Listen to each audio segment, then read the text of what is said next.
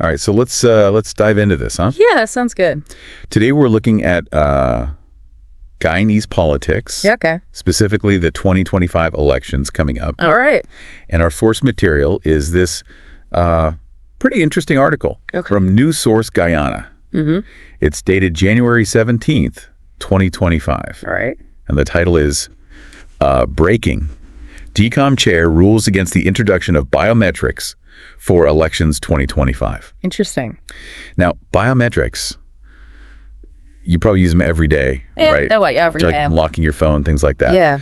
But using it for something like elections, Right. that's where things get a little Complicated.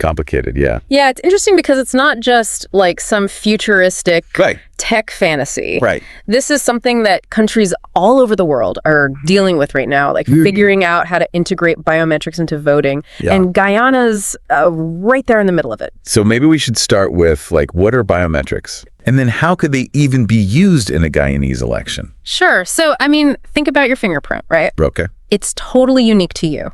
Yeah. And that's kind of how biometrics works for elections. It uses this unique biological data.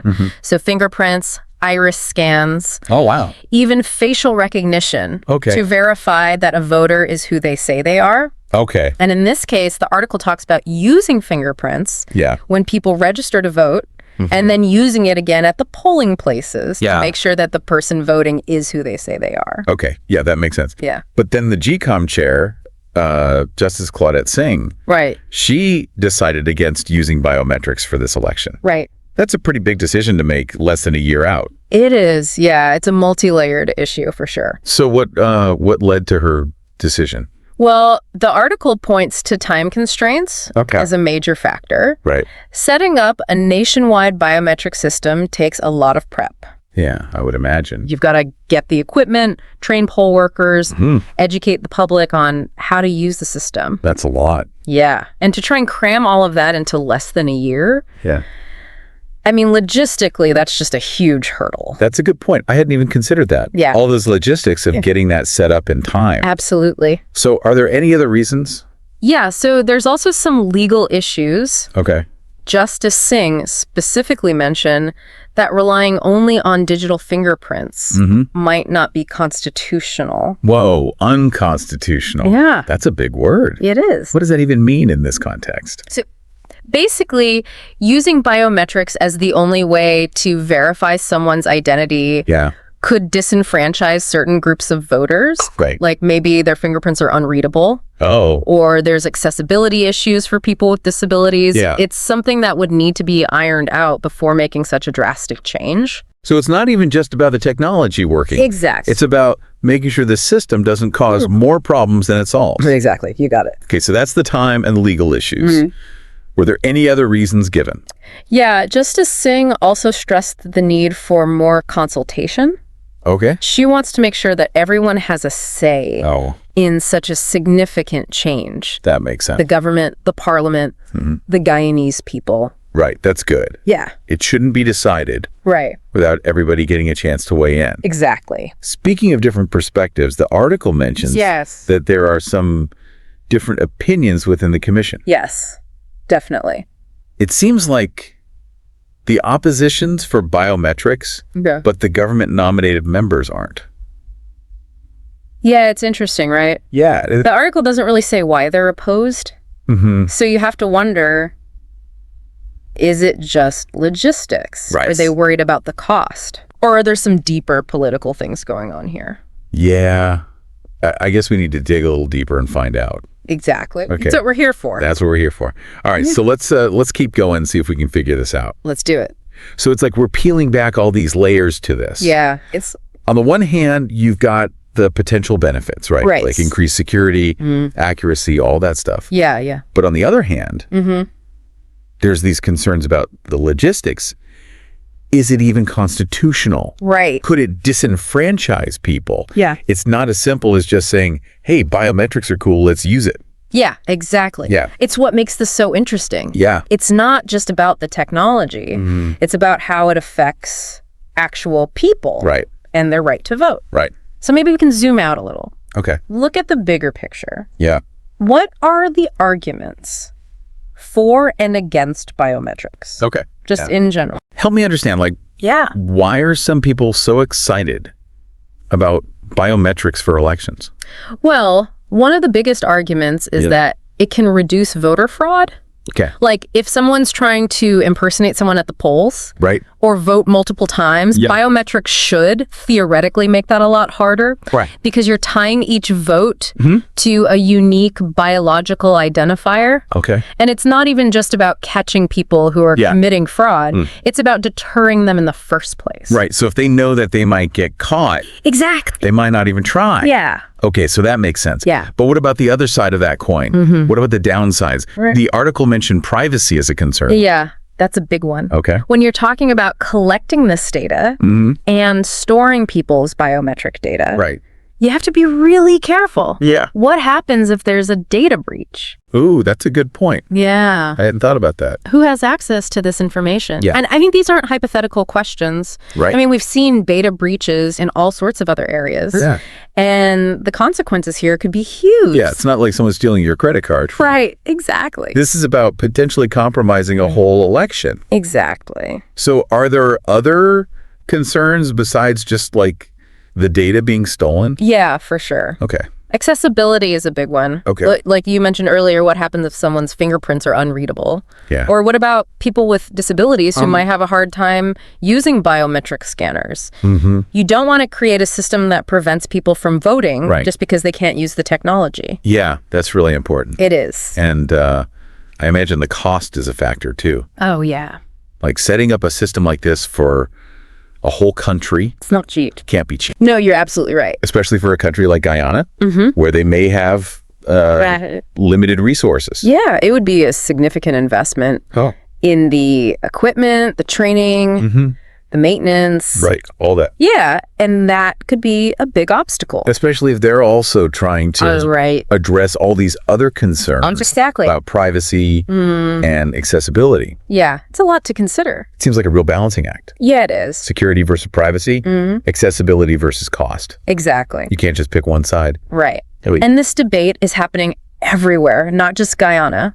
Oh, really? Yeah, all over the world. Great. There's no easy answer. Each country has to figure out what works best for them. So are there other countries that are already using biometrics? Yeah, definitely. Biometric voter ID is becoming more common. Okay. India, for example, they have one of the largest systems in the world. Covers hundreds of millions of people. Wow. And other countries like Brazil, the Philippines, they're all using biometrics too. So this is a global conversation. It is. And Guyana's a part of it. Yeah. So it sounds like Guyana is at a bit of a crossroads. I mean, they have this decision from the GECOM chair. Right. But there's still all this debate. Yeah. Uncertainty about what's going to happen with biometrics. So what do you think? Is this just like a temporary setback? It's hard to say. Yeah. I mean, the opposition seems to be really in favor of it. So they're probably not going to just let it go. Right. But the GECOM chair also seems to want to be really thorough, make sure everyone's on board, that it's legal, all of that. Right. So it sounds like this debate's not over. It's not over. It's going to be a big issue going into the 2025 elections. Yeah, definitely. And that's why it's so important for our listeners to understand all the complexities. Yeah. Elections are so important. They are. They're the cornerstone of any democracy. Yeah. We have to make sure the systems we're using are trustworthy, secure, fair, accessible to everyone. That's the key.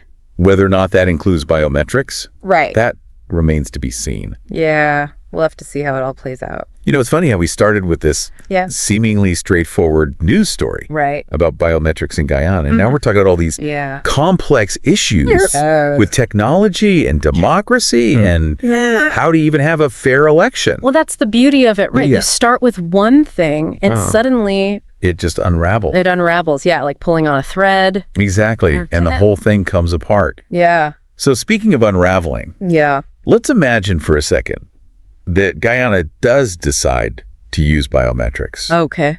What lessons could they learn from other countries that have already done this? Well, I think one of the biggest things is that they'd have to have really strong data protection. I mean, when we're talking about people's biometric data, this is really sensitive information. It is. It has to be protected. So they need strong laws, strict security protocols, independent oversight to make sure everything's on the up and up. So it's not even just about collecting the data. It's how you store it. It's all of that. Manage it. The whole process. Protect it. Yeah. It's a big deal. And you have to think about the people using the system, too. Okay. What if someone's fingerprints are worn down from working with their hands? What about people with visual impairments who might have trouble using facial recognition? Yeah. Those are all really important things to consider. It is. You have to make sure it's inclusive. From the beginning. From the very beginning. Yes, absolutely. Okay. So inclusivity, data security. What else should they be thinking about? Well, I think transparency is huge and accountability. Yeah. The whole process needs to be open. Okay. So that people can see what's happening. Right. And there needs to be a way to hold people accountable. Yeah, if something goes wrong. If something goes wrong, exactly. Okay, so there needs to be some kind of like checks and balances. Yeah, exactly. To make sure that it's being used properly. Right. And you also need to educate people. Oh, yeah, good point. You can't just introduce this brand new system without explaining it to people. Yeah. People need to know how it works, what data is being collected, how it's being protected, all of that. So we've gone from biometrics are cool to, hold on, there's a lot to think about. It's true. It's way more complicated. And that's why we're doing this. Yeah. You know, to go beyond the headlines. Right. Think about all the issues. It's more than just the technology. Yeah. It's about using it responsibly. Yeah. Ethically, all of that. Yeah, exactly. All right. So as we're wrapping up this deep dive. Okay. What's the one thing you want our listener to take away from all of this? You know, I think the big takeaway is that democracy is really fragile. We have to protect it. We have to be informed, participate in the process, and ask the hard questions. Technology can be a good thing for democracy. Right. But we have to make sure it's being used the right way.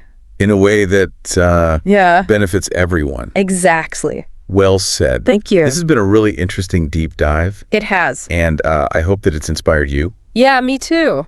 To learn more about all this. There's so much more to learn. Biometrics, elections. Yeah. What does it even mean to have a democracy? It's a big question. It is, and we hope you'll join us next time. Yes. For another deep dive. Oh, sounds good.